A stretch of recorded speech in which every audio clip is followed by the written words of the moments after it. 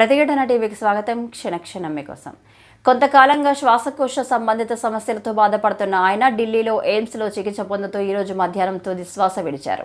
శ్వాసకోశ ఇన్ఫెక్షన్ కారణంగా సీతారాం యేచూరి ఆగస్టు 19న ఎయిమ్స్లో చేరారు.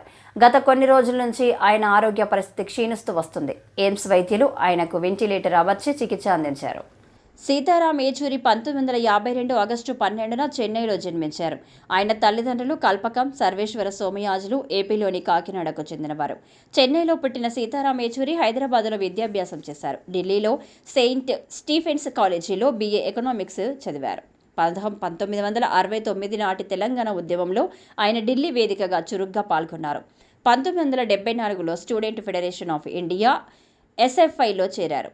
ఆ మరుసటి ఏడాది CPI మార్క్సిస్ట్ పార్టీలో చేరారు. 1975 ఎమర్జెన్సీ సమయంలో ఆయన JNU విద్యార్థిగా ఉన్నారు.